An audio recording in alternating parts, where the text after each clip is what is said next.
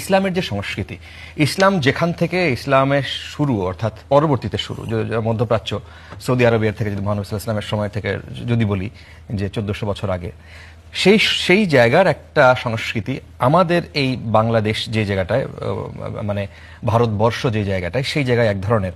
ইসলাম যখন এখানে আসে আস্তে আস্তে সে অন্য সংস্কৃতির সাথেও যেভাবে মেলার কথা, যেমন আপনার পরা যে পাঞ্জাবি, আমার পরা যে পাঞ্জাবি, ওনার পাঞ্জাবির সাথে একটা পার্থক্য আছে। এখন এই জিনিসটাকে ইসলাম কিভাবে দেখে সংস্কৃতির সাথে?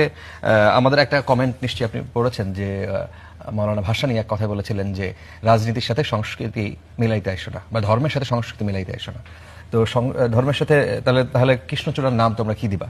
তো এই জায়গায় ইসলামের আসলে ইয়েটা কি, মানে চিন্তাটা কি, ফিলোসফিটা কি আসলে? ইসলামের প্রিন্সিপাল পজিশন হচ্ছে যে ইসলাম উরু এবং ও বলবে ইসলামিক জুরিসপ্রুডেন্সে আছে যে শরিয়ার এবং ফিক মানে জুরিসপ্রুডেন্স তৈরি করবার ক্ষেত্রে কি ধরনের সোর্সের উপর রিলাই করা যায়।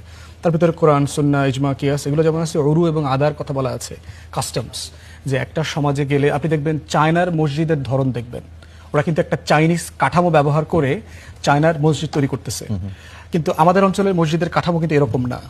তাহলে কি আপনি, অথবা যদি ইউরোপে যান, আপনি যদি ইউরোপের একদম মেইন স্ট্রিম যারা কনভার্ট মুসলমান, তারা দেখবেন একটা মসজিদ করতেছে, এটা আবার ঠিক দেখতে আমাদের মতো আরবদের মতো না, তার একটা ওয়েস্টার্ন ডিজাইন আছে, ওইটাকে ভিত্তি করে করছে।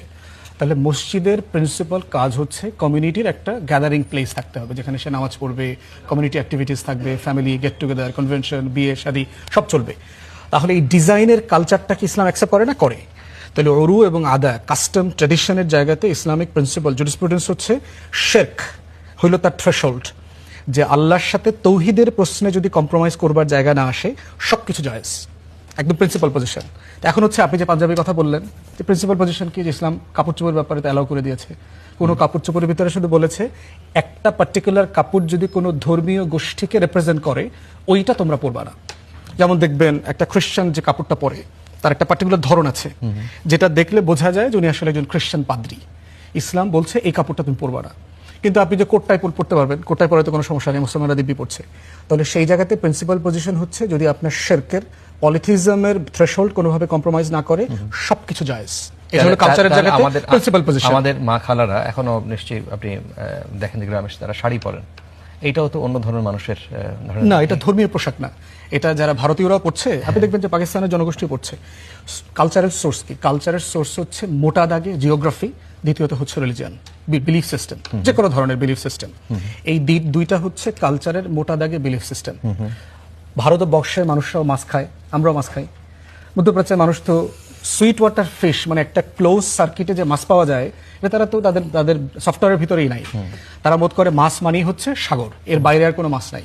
তাহলে বস্তু সে তো এটা খায় না। খায় না কেন? কারণ তার জিওগ্রাফিতে এটা নাই। আবার আপনার জিওগ্রাফিতে ধান আছে, কিন্তু ওর জিওগ্রাফিতে গম আছে, তাহলে ও গম খায়, ও রুটি খায়, আবার আমরা ভাত বেশি খাই। তাহলে প্রত্যেকটাই ঠিক আছে, এটা আমার ট্র্যাডিশনের অংশ। এই জন্য হচ্ছে প্রিন্সিপাল পজিশন হচ্ছে যে শিরকের সাথে যদি কম্প্রোমাইজ কোনো কিছু না করে, এভরিথিং ইজ অ্যালাউড, সবকিছু করা যাবে। এবং সেভাবেই করছি। জামা কাপড় আমরা পশ্চিমের কাপড় চোপড় পড়ছি না, বিনা দ্বিধায় পড়ছি। বৈশাখের প্রশ্নে চলে আসে, আপনি যেটা আগে রেজিস্ট করেছেন, দেখেন আমাদের বৈশাখ উদযাপনে একটা বড় মিসিং জায়গা হচ্ছে এটার হিস্টোরিক্যাল কনটেক্সট। কোন জায়গা থেকে বাংলার মাসটা আসলো, কেন ওই জায়গাটা করতে হয়েছে? মোগল এম্পায়ার, আকবরের সময়, তখন আপনার সোলার ছিল এটা। তখন দেখতেছে যে এই সোলারের উপরে ভিত্তি করে ট্যাক্সেশন, জমির চাষ জটিল হয়ে যাচ্ছে। কারণ জমির সাথে সম্পর্ক হলো সূর্যের, পানি কখন আসবে, বৃষ্টি কখন হবে, মাটি কখন শক্ত থাকবে, কখন নরম থাকবে, এর সাথে চাঁদের কোনো সম্পর্ক নাই, সম্পর্ক হচ্ছে সূর্যের। তাহলে আপনি চাষবাস এবং ট্যাক্সেশন যদি করতে চান, আপনার পুরো ক্যালেন্ডারটাকে সোলারে নিয়ে আসতে হবে। কিভাবে করা হবে? তখন উনি ওনার সময়কার বলা হয় যে ভেরি ফেমাস পার্সিয়ান অ্যাস্ট্রোফিজিসিস্ট জ্যোতির্বিদ ছিলেন আমির ফতেউল্লাহ সিরাজি, ওনাকে দায়িত্ব দেন যে এই যে হিজরি ক্যালেন্ডারটা আমরা ফলো করছি চাঁদের, এই হিজরি ক্যালেন্ডারটাকে তুমি সোলারে কনভার্ট করো। আচ্ছা।